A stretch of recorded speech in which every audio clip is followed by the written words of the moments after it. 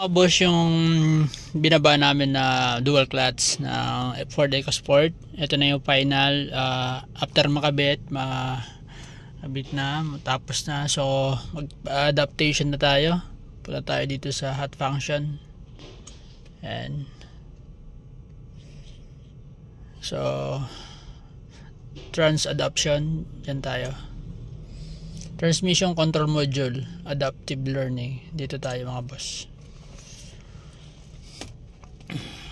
Ito, this function allow the TCM control module to learn new parameters after the component replacement.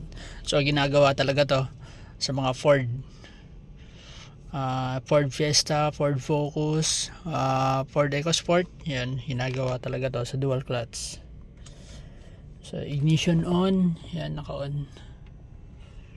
Okay natin. Dapat walang problema pag in-scan. Dapat i-erase muna bago mag-proceed dito, kasi pag meron DTC hindi siya po-proceed, hindi natatapos. So okay natin. So dito tayo, TR, transmission range sensor, yan yung unahin natin, pero lahat yan gagawin natin yan, shift drum saka sa clutch. So dito muna tayo sa una, kailangan kasi mag-success yan para tuloy-tuloy. So transmission control module, TCM, adaptive learning. So procedure na tayo. Ito, pakabuo kasi hindi basta-basta pinapatakbo, kailangan i-learn muna, i-adapt, learning, adaptive learning, yun muna yung ginagawa. So pag meron mali, hindi nagpo-proceed to, hindi nag-complete, perform adaptive learning. So kailangan nasusunod mo rin yung mga sinasabi niya. This procedure calibrate the transmission range sensor, perform the function as recommended in the service manual procedure. So ayan, yes natin. Make sure the transmission gear selector is apart. Yan, nakapark yan mga boss. So ito kasi sira yung panel nito, yung indicator wala. Okay.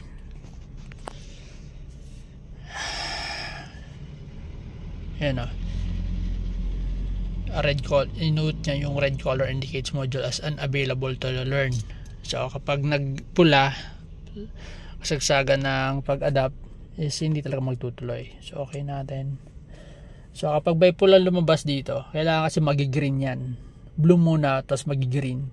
Kapag nagpula yan, wala, ulit ka yan hanggang baka may problema sa transmission. So subukan natin. Apak sa brake. Yan. Apak sa brake. Nakapark siya. So pindutin natin itong park.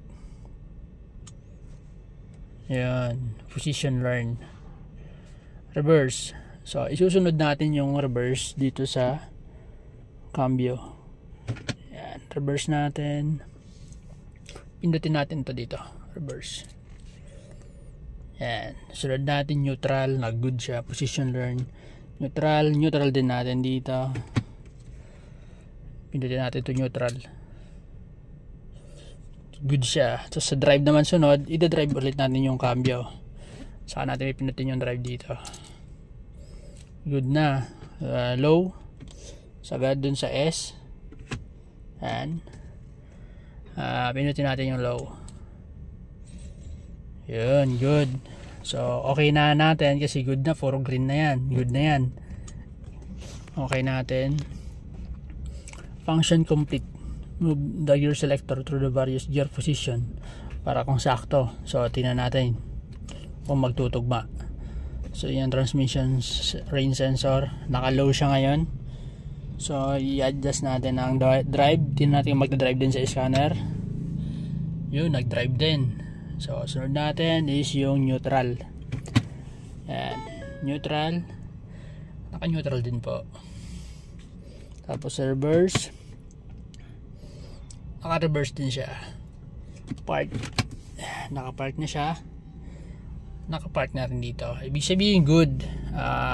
Nagtutugma yung shifter saka yun dun sa transmission range sensor.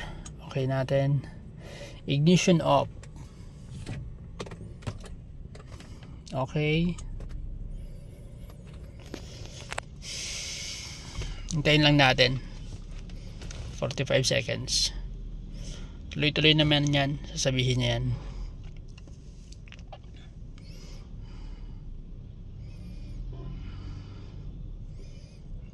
Kailangan mag-proceed lahat.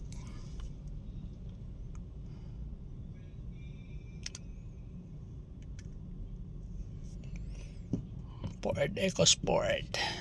Ito yung minsan kapag wala kang scanner, marunong ka magbaba, kung wala kang ganito, paano yan?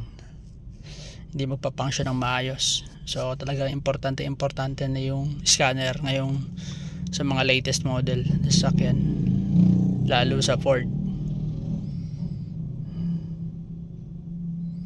So tapos na ako dito. Shift drum naman tayo. Ulitin natin. Ignition on and switch on. 30 seconds. Wait natin.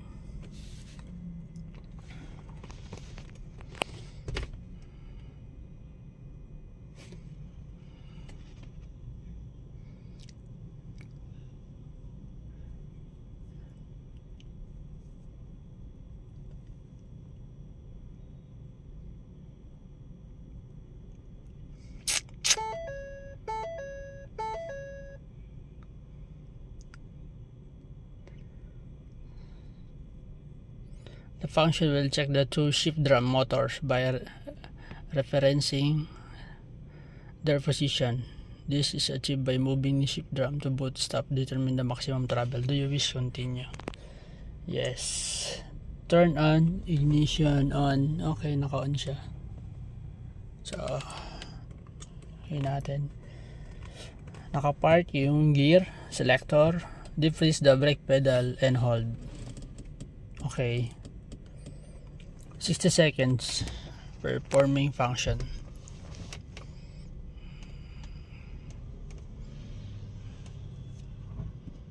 Yun, tumutunog na dun sa transmission. Function complete mga boss. Okay na natin siya. Ignition off natin. Yan, that's okay natin siya. Hintayin natin 45 seconds.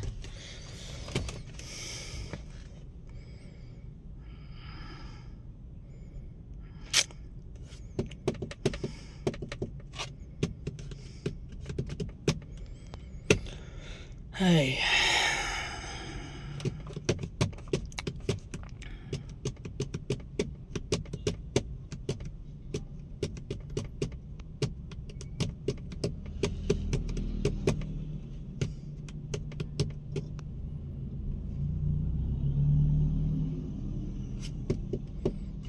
Matagal.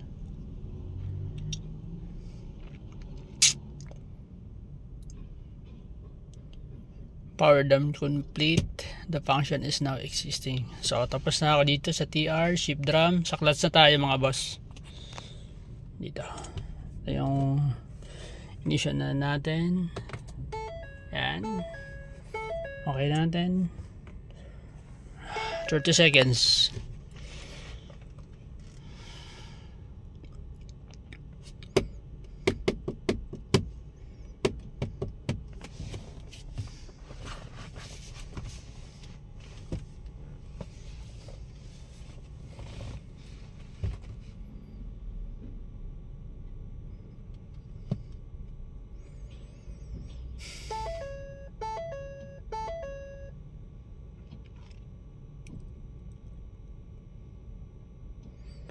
Perform the function as recommended in the service manual procedure.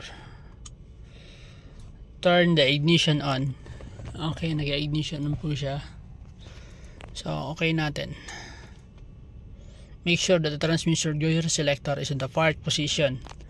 Naka-park siya. Depress the brake pedal, hold. Yan. Apak sa preno. Then, okay natin.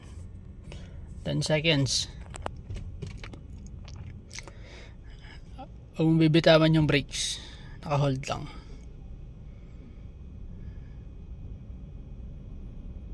Yan, resetting adaptive values. clutch compensation fast, clutch position fast, clutch start position fast. Yan, clutch position pass, shift drum adaptive learning pass, travel unit A pass, test unit B, error storage deletion pass. So start the engine or 5 seconds engine dash crank start. Okay natin, hold the naka-park, depress the pedal.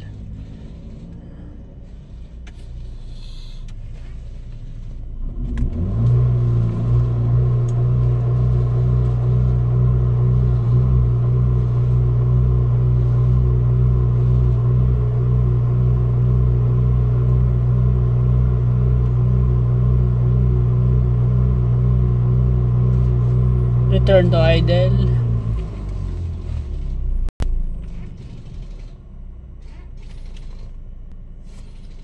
Okay. Pedal hold. Nakalibrate nila yung RPM.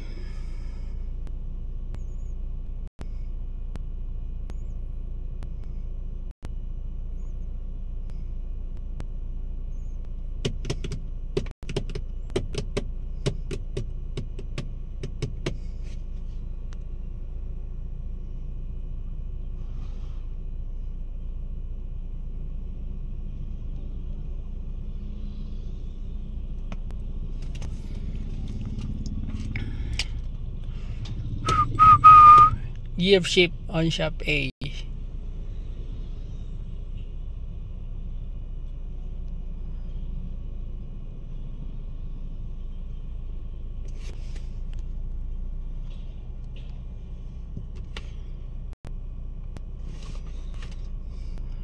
Gear shift on shaft B. And 180 seconds. Parang 3 minutes.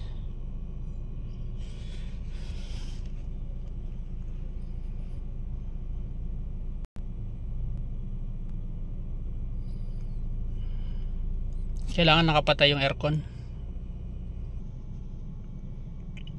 45 seconds.